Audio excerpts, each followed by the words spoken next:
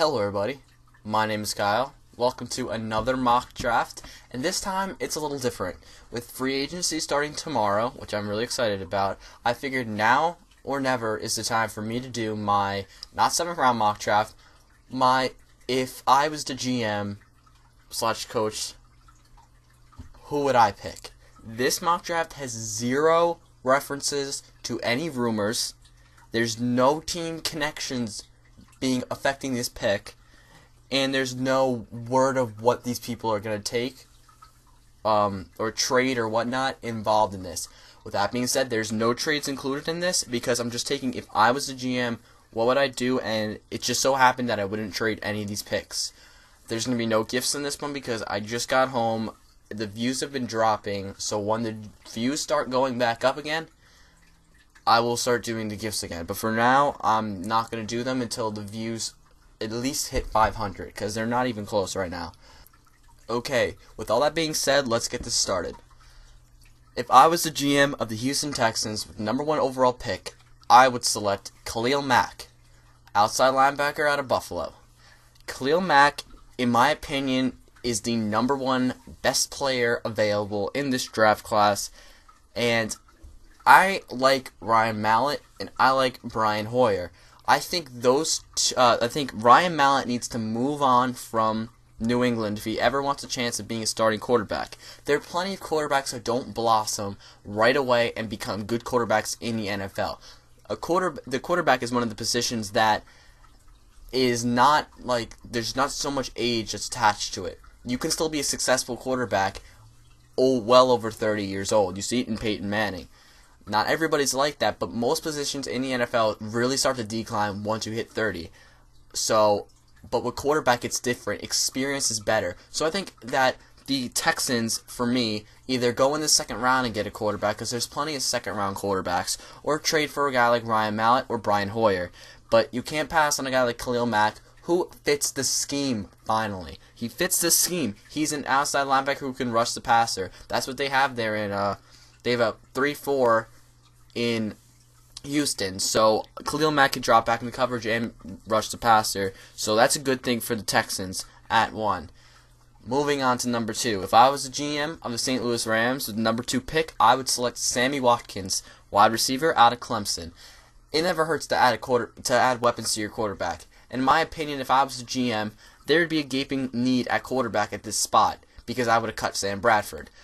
But with that being said, Sammy Watkins is, in my opinion, probably a once-in-a-lifetime receiver. He's the best receiver to come out since Calvin Johnson, in my opinion. He's better than Julio Jones. So if you're getting a guy who's better than Julio Jones, still has a ton of upside, why not take him at 2 when he's right there? You have a pick at 13. You could take another quarterback there if you really wanted to.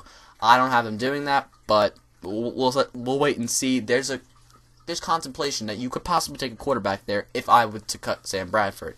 But we're using the current roster, so Sammy Watkins at 2 to the Rams. If I was general manager of the Jacksonville Jaguars, at 3, I would select Blake Bortles, quarterback, University of Central Florida. It never hurts to have a franchise quarterback, and I'm not in love with Jadeveon Clowney. My other mock drafts, I have Clowney consistently going here to the Jaguars, and my next mock draft probably will have him still going here to, the Jaguars, because rumors and everything has quarterbacks going off the board early. And while I like Manziel, I like Blake Bortles even better starting right now. I think Manziel's magical way is going to be needed in a franchise that hasn't been good ever, and that's the next pick. So we'll get to that in a second, but I don't like Clowney that much at all. So at 3, I have the Jaguars taking Blake Bortles, the quarterback out of UCF. 4, if I was general manager of the Cleveland Browns, I would have been fired already, like 4 times, just saying. Anyway, I would pick Johnny Manziel, the quarterback out of Texas A&M, with the 4th overall pick. And I think that's a bit of a steal. This is someone that needs to add life to a franchise that's starting to surge. They have Kiki Mingo on the defensive side of the ball, which nobody is talking about. And they have Josh Gordon and Jordan Cameron, who everybody is talking about on the offensive side. While they did have the Brian Hoyer experience, it doesn't hurt to get a guy like Manziel. I love Manziel. If Manziel was off the board at this point, I would go Brian Hoyer experience all the way. But with Manziel still being on the board here, I wouldn't pass up on him. There's just no way. At 5, if I was general manager of the Oakland Raiders, I would select Jadeveon Clowney with a bit of despair to the defensive end out of South Carolina. Because I would be like, alright, I have a chance of getting a guy who could surge into a superstar. But the history in Oakland is guys that could be superstars tend to not be. And with that being said, the fact that I'm taking Clowney here, I would get myself on the field. This is me as a coach. If I was the coach of the Oakland Raiders, I would take Clowney.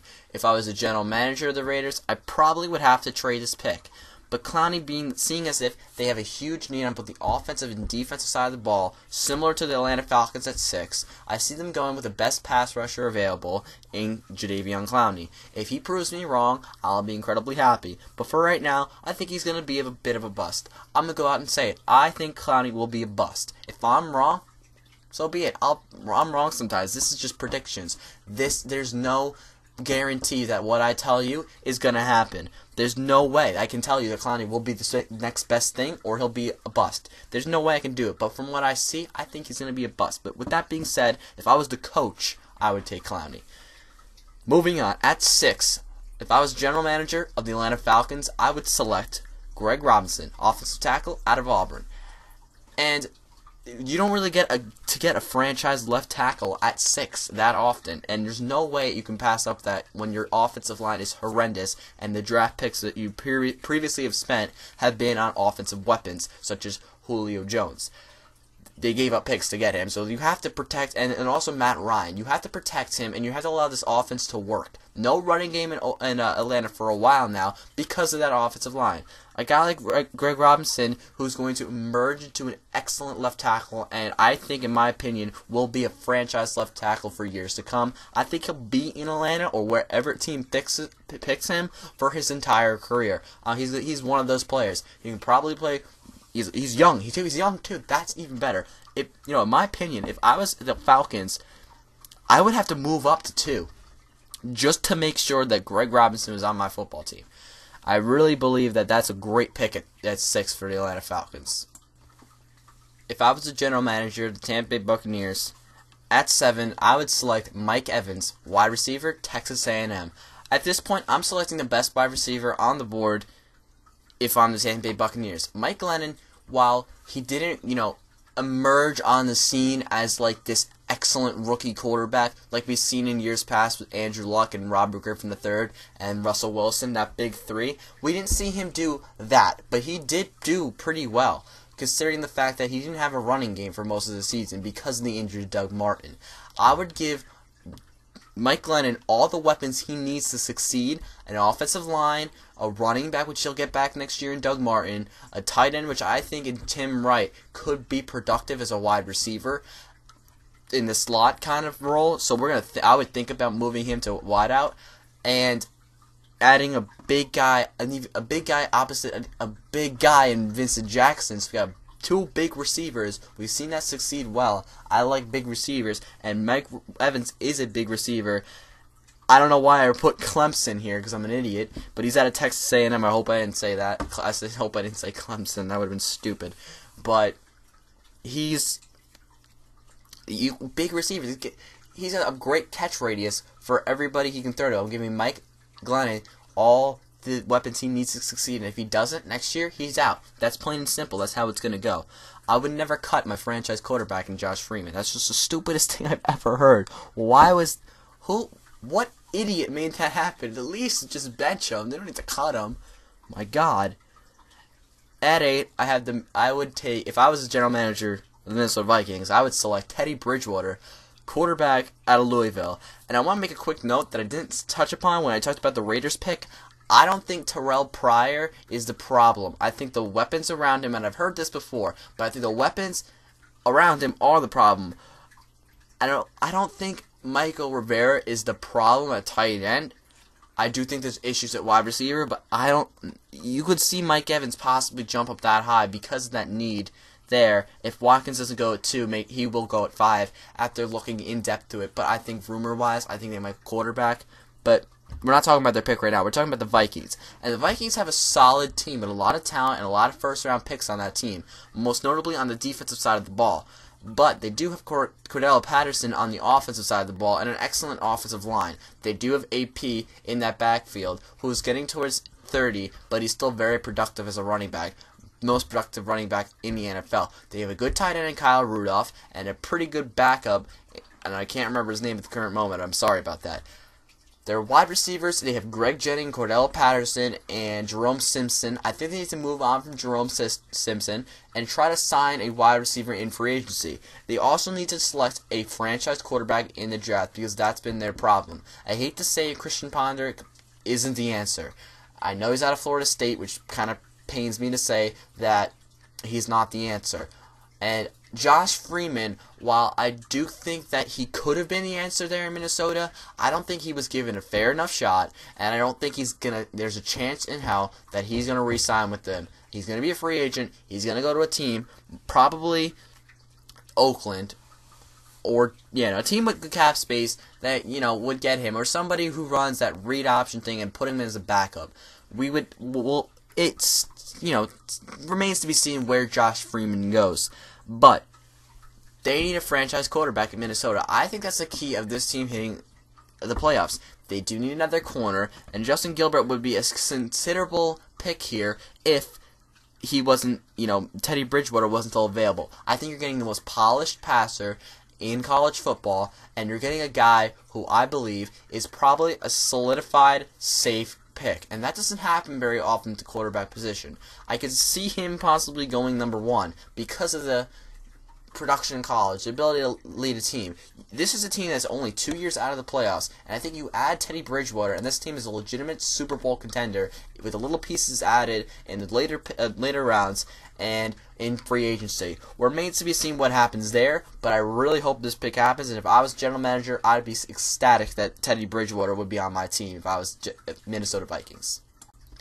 If I was general manager of the Buffalo Bills, at 9, I would select Eric Ebron, the tight end out of UNC.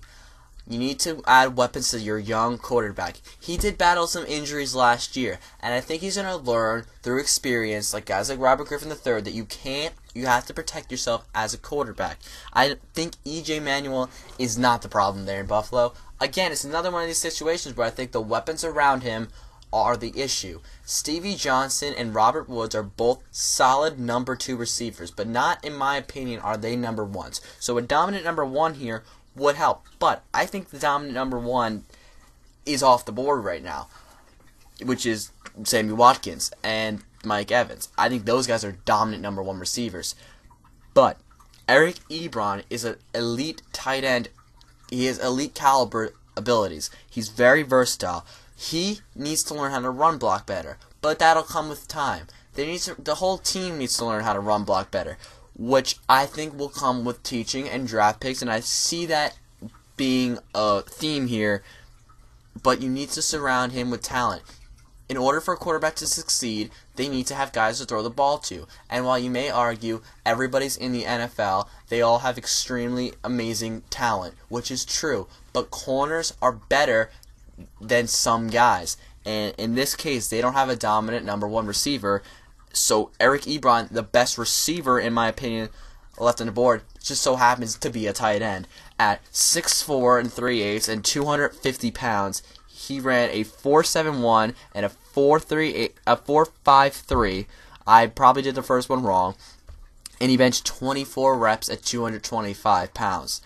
That is a tight end that could be a franchise guy like a Jimmy Graham or Vernon Davis are the 2 names you've been hearing, but he also can be a guy like Antonio Gates.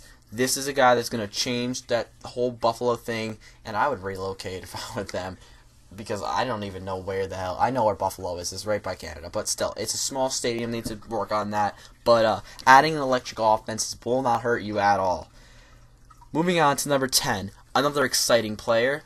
If I was general manager of the Detroit Lions, I would select Justin Gilbert, the cornerback at Oklahoma State, for those who don't know.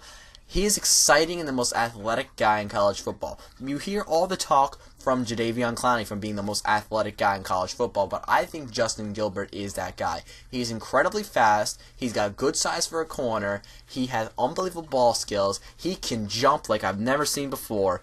And he can hit you. He can knock you down. He has the versatility to play inside and out. And he is, in my opinion, the only true lockdown corner, with the exception of if Darqueze Dennard goes to the Steelers. If Dennard goes to the Steelers, I think he could be a true lockdown corner. But if he goes anywhere else, he won't be. I think that Gilbert is far and away the best corner in this draft class. I really do believe that. I believe that Gilbert could go as high as 1. That's the talent he has. 3 to the Jaguars, possibly. He has unbelievable talent. And with a league that's moving more and more to the passing game, you need guys to be able to cover them. And it doesn't hurt that he can pick the ball off and run it back for a touchdown, because he also kick returns and punt returns. So the versatility of Justin Gilbert, as a Detroit Lions team who's struggling on the defensive side of the ball, will really add an element that should bring them to the postseason. At 11, if I was a general manager of the Tennessee Titans, an obvious pick here for me would be Anthony Barr, the outside linebacker out of UCLA. I want guys who can drop back into coverage and pass rush. And that's what, if you have that hybrid multiple scheme run by Ken Whisenhunt. So, Anthony Barr, while Khalil Mack would be the ideal fit here, I wouldn't be able to move up and get him because he was taken with the number 1 overall pick. Because I'm the general manager of every team, so I can manipulate everything I want. But Anthony Barr is not a bad second. He is not bad. I think he is more raw. But sometimes guys who are more raw tend to do better because they can learn the scheme that they're being put into. If you're polished as polished can be, and you've learned all the schemes you play through for your entire career, that's going to be something that you're used to, and it's going to be harder for you to adjust to a new scheme and a new thing in the NFL, what they're going to be asking you to play. Anthony Barr is raw.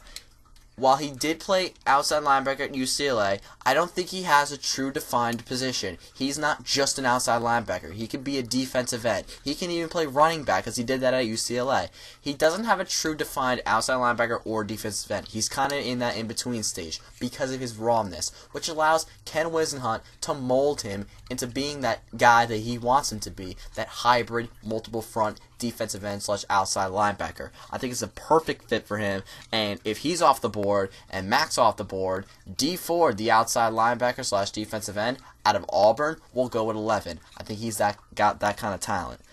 So, moving on to 12, if I was a general manager of the New York Giants, this is an absolute no-brainer, and I would pick Jake Matthews, the offensive tackle out of Texas A&M. I've explained it millions of times before. You've heard it a million times. This one pick will solve almost all the issues in that offensive line.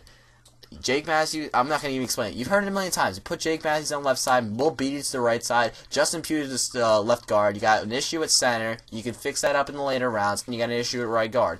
Get that solidified, and you'll be okay. So that's a pretty obvious pick. I don't need to talk about that one too much. It's not a flashy pick for the Giants. C.J. Mosley, the inside linebacker out of Alabama, is more of a flashy pick that you may want to consider here. But I think this pick is undeniably, you need to have it done. Moving right along at 13, if I was a general manager of the St. Louis Rams, I would solidify the back end of my defense. And by doing that, I would solidify Calvin Pryor, the free safety out of Louisville. I like him a lot. His ball skills are undeniable. His hitting is undeniable. He really shows the effort and love for the game that a guy like Jadeveon Clowney doesn't show. And I'm going to be knocking on Jadeveon Clowney a lot because he kind of aggravated me. He really did. You'll see it in my big board video that will be coming out later this week. He, at the Combine, just proved all my things wrong. But you know what? Right, I'm sorry, that I don't like him. But anyway, I'm sorry. We're talking about Calvin Pryor. I think he's a faster, better catching version of Deshaun Goldson. I still can't remember the comparison that people have been making him to, but I think Goldson is a perfect comparison. But he's got better hands. He can really play wide receiver. He's a guy that can really solidify that back end of that defense and not allow it to be exposed as much. The possibility of Cortland Finnegan being cut, I think they should cut Sam Bradford before they cut a franchise corner in Cortland Finnegan.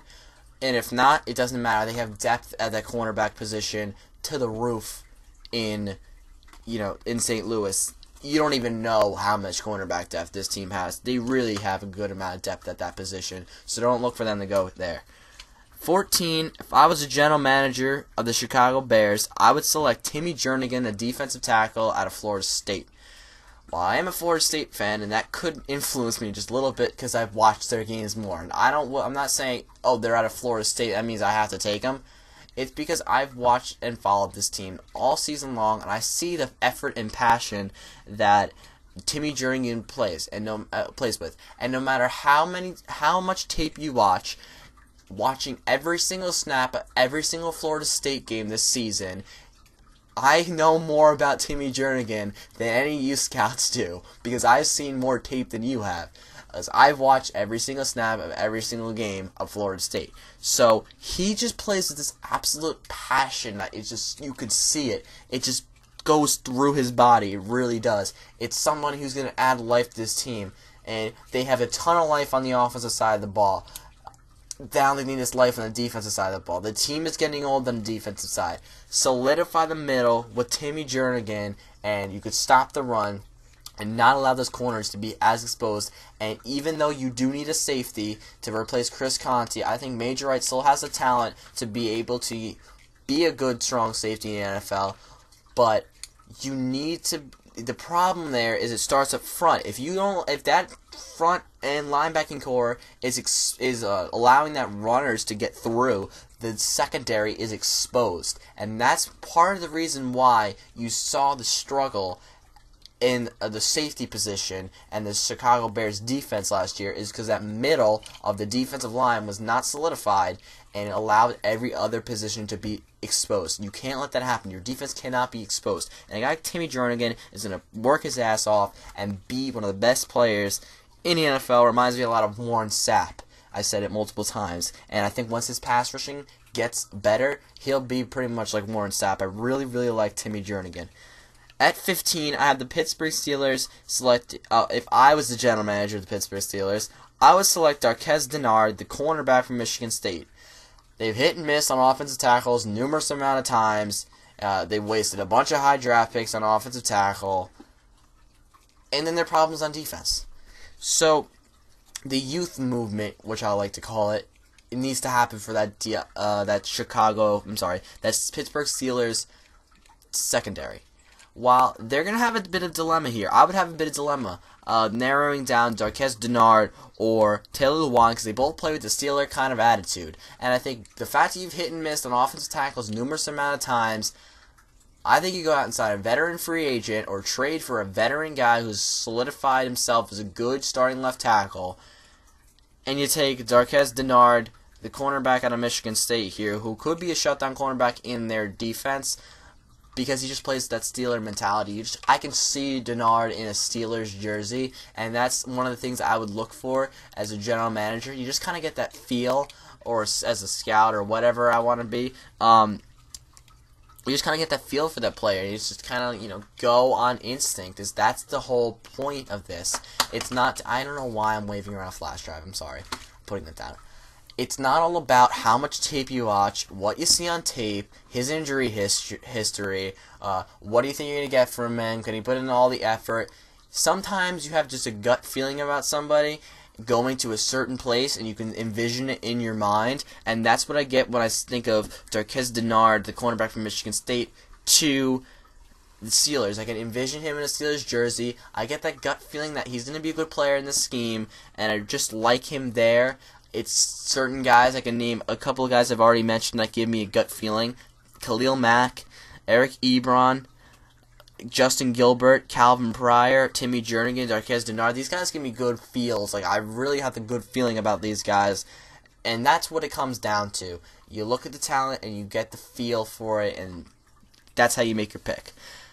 Alright, moving on. At 16, I have the Dallas Cowboys. If I was the general manager of the Dallas Cowboys, I would select Hashawn Clinton-Dix, free safety out of Alabama. You need to solidify that back end of the defense and more coverage here, because their run support, Barry Church was more of a linebacker than a safety. He really just made all the tackles, and I'm sorry, I'm stretching my leg. he really made all the tackles there and really didn't do too much in the coverage game. So you need a safety who can cover. And Clinton Dix has the best coverage skills at the free safety position as anybody in this draft. He has good hands, and he can play against the run. Not as strong and not as explosive in terms of hitting as Calvin Pryor. Not as exciting in terms of his catching ability as Calvin Pryor. But he's a solid option, and he's a good player. And he could be one of those guys who's borderline Pro Bowl every year. Clinton Dix, free safety Alabama, to the Cowboys at 16. If I was a general manager of the Baltimore Ravens, at 17, I would select Taylor Lewan, offensive tackle out of Michigan.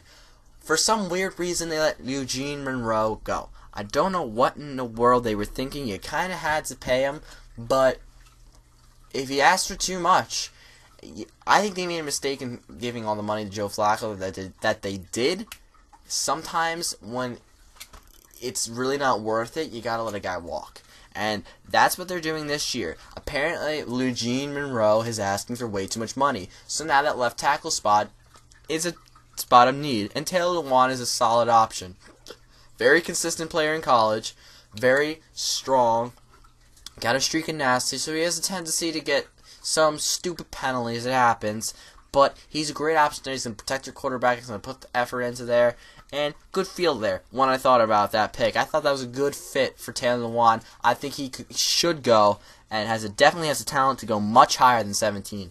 But he may fall this far. If I was a general manager of each team, he would fall this far. But he could be a franchise tackle. There's 3 guys, in my opinion, who could be really good franchise tackles in this draft. And that's Greg Robinson, Jake Matthews, and Taylor Lewan. Zach Martin's a borderline. I think he could be a franchise guard. But I would start him at tackle and see what happens. But anyway, moving on. If I was a general manager of the New York Jets, I would select Brandon Cooks, the wide receiver out of Oregon State. I like him a lot. He's one of these guys who gets a good feel. This is the main theme of this draft. For me, this mock draft, is what guy do I really think could be my player? Brandon Cooks has a number of different spots where you can play him. I think that he can be an outside receiver, but if it doesn't work out, move him inside an excellent slot option. I would give Geno Smith, again, you don't move on from a quarterback after 1 year. It's not how it works. I've explained this in one of my previous videos, that if you take a quarterback, you're stuck with him for a little bit. You're stuck with him until that first contract runs out. And then And then if you choose to resign him, that's your opinion. But you're stuck with him that long. That's your guy. You took a pick on him. You have to, go with him. And part of doing that is giving the guy the best opportunity he has to succeed. And that means surrounding him with weapons. So whatever guy here I believe has the most offensive talent, I'm taking here. And Brandon Cooks, the wide receiver at Oregon State, has the best talent, in my opinion, right here for the Jets. The guy's very versatile. Reminds me a lot of Steve Smith. Being a Carolina Panther fan, I see it on tape. I see the comparisons, and I see that they're accurate for Brandon Cooks. And if he is that good, Geno Smith will be very happy. I think Geno Smith, and just a side note, I think Geno Smith is the answer in New York for the Jets. I really do. I think he's a guy who tends to kind of lose focus. And this is just a side note, but I'm going to talk about this for a minute. Geno Smith, again, like I just said, he tends to lose focus. And when he starts to struggle, the lack of maturity, just because he's a young quarterback, I'm not saying he's an immature person, just because he's a young quarterback, that lack of maturity kind of gets to him, and he starts to struggle.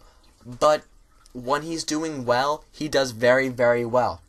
We saw it in college. The beginning of the season, he was doing excellent. He's a Heisman candidate. He really was. Everyone thought he was going to be a Heisman Award winner. And then he kind of fell off the table because he had some struggles and he wasn't able to work through them. I think with maturity and coaching, he'll be a good quarterback. I think New York media explodes over things. I think Mark Sanchez is a horrible quarterback. I really do. I think Mark Sanchez is terrible. That butt fumble just was the epitome of awfulness, and he will never live it down no matter how long he lives. I think he's a great backup. I think he's an excellent top-of-the-line, best backup you can possibly have is Mark Sanchez, in my opinion. But I don't think he's a starting quarterback. the New York media tends to, and I live in New York, well, I don't live in New York, I live in New Jersey, but I live 15 minutes away from New York City, so pretty much I like to say I live in New York. So I understand that the media here explodes things. They make everything seem so bad, but then you watch it and you say, Geno Smith has a solid season. I think he's the answer. Side note there. But anyway, at 19, if I was general manager of the Miami Dolphins, I would select Zach Martin, the offensive tackle / offensive guard / center / offensive lineman / wherever the hell you want to play him, out of Notre Dame. And this is a guy that needs to go to Miami because they have, like I just said, he plays everywhere on the offensive line, and they have a need everywhere. The situation that happened with Richie Incognito isn't going to affect this team as much as everyone's making it seem like. This happens. Life goes on. Jonathan Martin needs to grow up. It's how it goes. They both need to grow up. Richie Incognito needs to stop acting like a child, and Jonathan Martin needs to stop being a child. And this is a man's game. Sometimes people are going to talk to you. Sometimes people are going to threaten you. Sometimes they're going to bully the crap out of you. But this is your job, this is your livelihood, you have to play football, and that's what you're out there to do. And so, Zach Martin is going to go in there, and they're going to play him wherever the hell he fits. If try him to tackle, it doesn't work. Okay, this is what I would do if I was the coach. I would stick Zach Martin at left tackle. If he struggles, move him to right. If he struggles, move him to guard. If he struggles, move him to center. If he doesn't do anything, then we're screwed, and then it won't happen. He'll fit somewhere in that offensive line. I think it's best at the left guard position, but I would start him at tackle and see what happens. At 20, if I was the general manager of the Arizona Cardinals, I would select Derek Carr, the quarterback at Fresno State. And no, I did not forget about him. But the rumors people have having is that teams are liking Derek Carr a lot more now. Do I see him going in the top 10 or top 15? Yes, I do. I see him going there. But for me, if I was a general manager, he wouldn't go there. He would be going at 20. Just plain and simple, because I think there's better players and I think there's better answers. I don't think people understand that just because a quarterback doesn't do good in one season, I'll give you a good example. This year, Matt McGloin, right? Yeah, Matt McGloin and Terrell Pryor in Oakland. Matt McGloin did pretty well, but he doesn't have any weapons. Terrell Pryor, I don't know what was going on. He just started off really well and then slowly declined. So it's because there's no weapons around him. So certain teams don't have the weapons for a quarterback to succeed. The Arizona Cardinals are not one of those teams.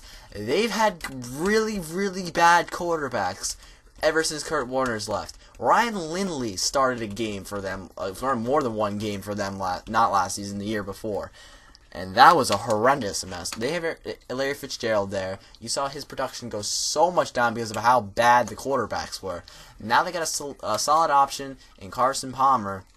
I think they need to go even better and get Derek Carr, the quarterback out of Fresno State, to be a long-time franchise quarterback in an offense where he's got a big-time arm, and I think he'll fit great there in Arizona. I see them possibly moving up and getting him because there's not that many needs there on the Cardinals team. They're so close to being a playoff contender.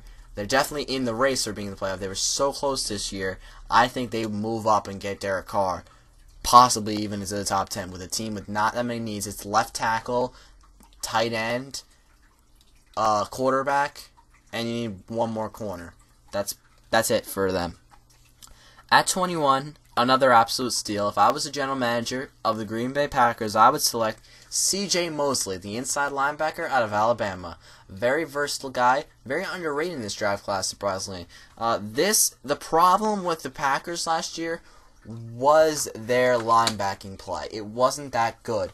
While that offense is just really good because of Aaron Rodgers, it was a bit of a mess there in Green Bay. They somehow managed to make the playoffs by the skin of their teeth on the last play on a block from John Kuhn, and then a Hail Mary pretty much to where the hell was Chris Conte going? I have no idea. Chris Conte's going surfing. I don't know what he's doing. And they somehow make the playoffs.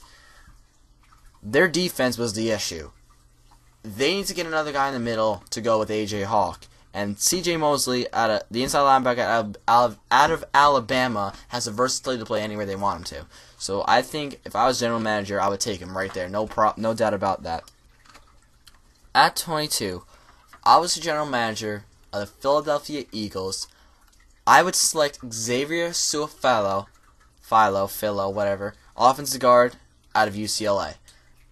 This team has got a lot of talent on it. There's no doubt about it that Nick Foles made this team an elite team. But now you need to protect him. You got your franchise tackles. You got Lane Johnson, you got Jason Peters. They have pretty good center. I'm not saying who I think it is because I'm probably wrong and I'm not going to even say it. But they're struggled in guard play. And while the two best corners and the two best safeties are off the board, and the best linebackers off the board and C.J. Mosley, I say go guard, because that's your main need. That's one of your big needs. And while they would like to have a corner here, and could they reach for a corner here? Yeah, they could, but I wouldn't. I would go with a guy who's got a lot of talent and can play. He's played tackle, but he's not going to play tackle. He can play guard and be an excellent player for the Eagles. He's my top-rated guard, far and away, and my only first-round guard, and that's Xavier Su'a-Filo, the offensive guard at UCLA. If I was general manager of the Kansas City Chiefs, with the 23rd pick, I would select Odell Beckham Jr., wide receiver out of LSU. Very fast, good compliment to Dwayne Bowe if he gets picked there. He's got good hands, he's a good route runner, he's very polished as a receiver, and he's actually surprisingly underrated. And oh my god, I just got a notification that the Panthers are attempting to trade wide receiver Steve Smith. Dear Lord. Who is Cam going to throw the ball to? Who in God's name is Cam going to throw the ball to? We'll see. Odell Beckham Jr. is a very fast guy, second best 40 time at the combine, only to Brandon Cooks. I had them on my personal stopwatch. I had Brandon Cooks at 4.28, and I had Odell Beckham Jr. at 4.31. Very, very close in speed, and Beckham Jr. is bigger. I like Cooks better because of his versatility and just his production and his ability to stay in the field. Odell Beckham Jr. could have some injury concerns, but they need another wide receiver opposite Dwayne Bowe. And while there is depth at the cornerback position in this draft, there's not too much at the top. The top of the line is pretty much Justin Gilbert, Darqueze Dennard, and then Jason Verrett is the best nickel. So pretty much that's the top of the line in corners, followed by Kyle Fuller and Bradley Roby. Those guys, I think I have them going in the first round. Everybody I just named, but besides Dennard and Gilbert and Verrett, I think the rest of them are second round guys. They're gonna be moved up, and possibly Roby. But I say go wide receiver here because your defense played pretty well with that excellent pressure they get. That back end of their defense isn't as exposed, so you can afford to not have all the talent you want on the back end of the defense with the amount of pass rush you get. So, at 24, if I was the general manager of the Cincinnati Bengals, I would select Jason Verrett, the cornerback out of Texas Christian University. There was debate here for me. Best nickel corner or D Ford. I ended up going with Jason Verrett, but there's a possibility that I would go D Ford. I'm going to explore both options. Just because I didn't end up having D Ford fit in the first round, or Coney Ely. They didn't fit. So I'm going to talk about both here. Let's start with the guy I have going here, if it was me, and that's Jason Verrett, the cornerback out of Texas Christian University, TCU. So, Verrett, in my opinion, is a nickel corner. And that's a very underrated position in the NFL. That third cornerback is very important in terms of the run game and reading the slot receivers. He's small, he's got great hands, and he can hit. He's a guy that I really, really like, and I can see him on any team in the NFL. I really can.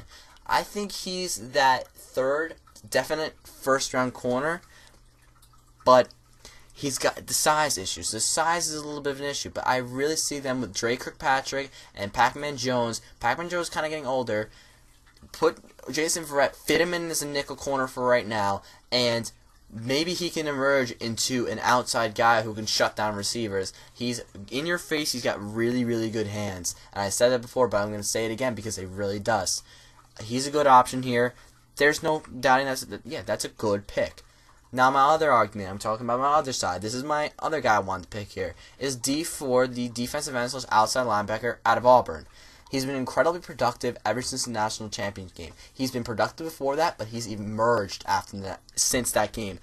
A lot of sacks there. The practice week at the Senior Bowl was excellent. The Senior Bowl was excellent. It was unfortunate he didn't get to participate in the Combine because of injuries. He wanted to, which was good. I like to see that he wanted to. And an excellent pro day. He's emerging. You like guys on the rise. I see him in my mock drafts as being a guy who goes in the first round. I'm not arguing with that at all. I just see the way I had it going, he didn't end up fitting here. But he could fit here. With the departure of Michael Johnson, they kind of have a need at defensive end. They have Carlos Dunlap there, and there's one other guy, which I'm sorry I can't remember the name at the moment, but maybe Marcus Hunt emerges this year. He's a second-year guy, but he's a little bit older. He's 28 years old because he's a track star from, I believe, the Ukraine. I may be wrong here, but he's from foreign guys, so you might see him emerge. But either one of those guys at 24 is a solid option.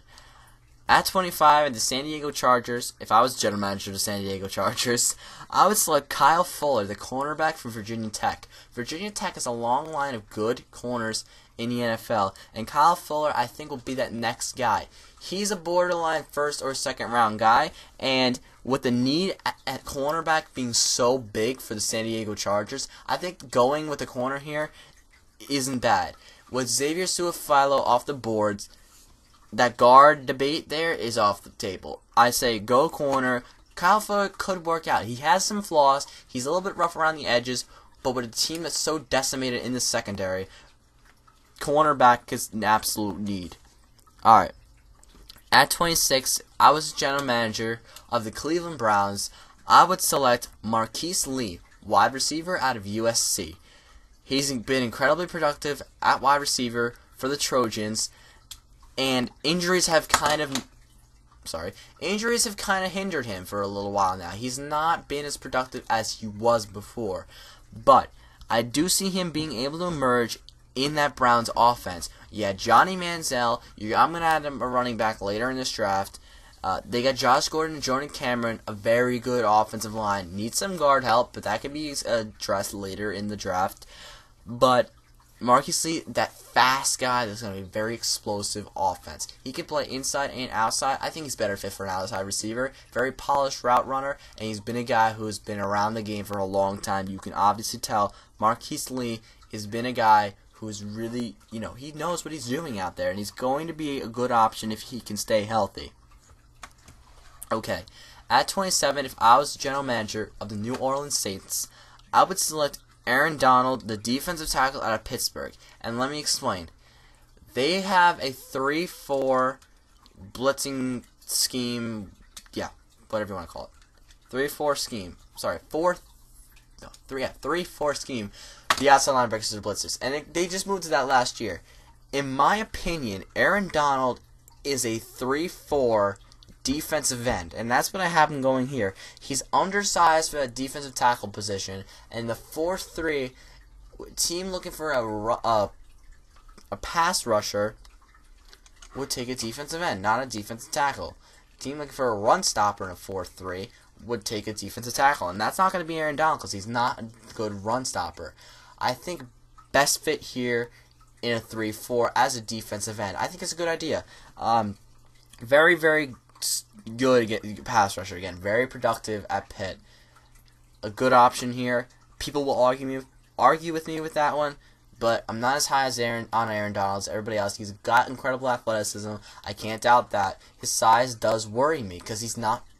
It's a lot of times size doesn't worry me, but a defensive tackle, size does, because you need to be big to fill the gap and not allow those running backs to get through, or the guards to overpower you, or the centers to overpower you, to be double teamed, and all that stuff. So, 27 Saints, Aaron Donald, defensive tackle out of Pitt. 28, I have the Carolina Panthers. If I was the general manager of the Carolina Panthers, I would select Kelvin Benjamin, the wide receiver out of Florida State. He does need some coaching to make sure he doesn't lose focus and makes the easy catches, but the spectacular catches and the huge catch radius is undeniable. He's an excellent receiver and very productive at Florida State. He wasn't asked to run Chris Rouse at all. He was pretty much the guy you put in the back of the end zone, Jameis Winston just chucked the ball up to, and he went over guys and caught it. He needs to be able to be more polished as a route runner in the NFL if he wants to succeed, but his talent is not as undeniable. His size is undeniable. He does, again, need to keep his focus throughout the entire time. But with the Panthers now attempting to trade Steve Smith, I don't see Steve Smith being with the Panthers next year. I see him either being cut or traded because of his salary cap number. And I am spitting all over the place. I'm sorry. But you need to add somebody for Cam Newton to throw the ball to, because Dominic Hickson is not going to do the trick. So there you go. I have Kelvin Benjamin, wide receiver out of Florida State. It's the Panthers. 29 of the Patriots selecting Rashid Hageman, the defensive tackle out of Minnesota. They need help all along the defensive line. Hageman has the size to play defensive tackle, but he can move all around that defensive line. So he got the versatility that Bill Belichick looks for, and Vince Wilfork getting old, getting injured, and even with him, they still need to add depth at the defensive tackle position. Trying to hurry this up a little bit.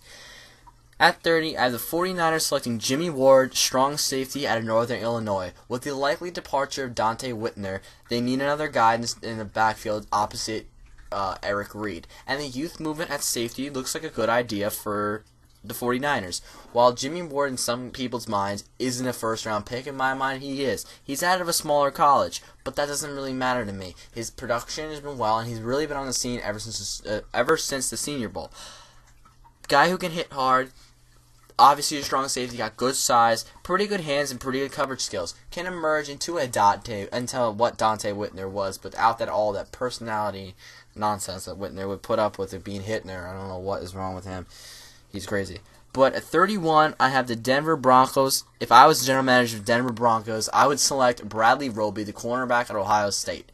This is plain and simple. The issue with Denver is their secondary. They don't have a very good secondary at all. It's very patched up and battered and not a lot of talent on it, and no Champ Bailey and no Dominique Rodgers-Cromartie. They need a corner, and that will be Bradley Roby, quarterback at Ohio State. And finally, if I was general manager of the Seattle Seahawks, I would select Austin Seferian-Jenkins, the tight end out of Washington, add more weapons for Russell Wilson, 1, and add a fan favorite, 2, and a guy who can play very well in the run blocking ability. Very good all-around tight end. And the guys love him apparently in Seattle. And fan favorites always help a lot. You can sell jerseys, make money. Seferian-Jenkins, a very solid all-around player in a mold of in a Jason Witten of the Dallas Cowboys. So that's my if I was a GM mock draft. Be sure to leave a like and a comment and a subscription and to tell your friends.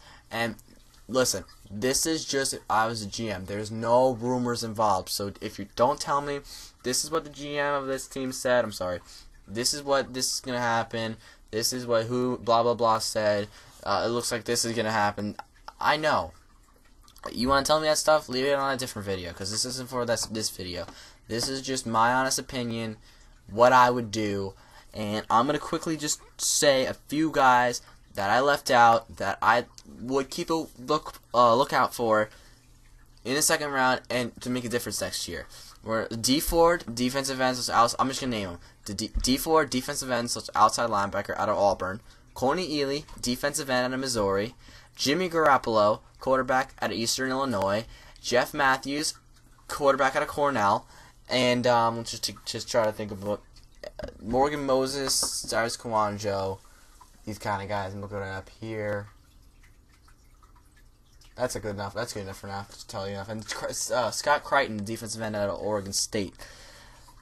Jason Martin, tight end out of Fresno State. So there's a couple of guys. Devontae Adams, tight end, wide receiver out of Fresno State. There's a couple of guys that just named off that I didn't talk about here that you can look at their names for next year as solid options. Thank you all for watching. Please leave a like and a comment and subscribe. Tell your friends, tell your family, tell your brother, aunt, uncle, sister, whoever you want to tell. And have a good day.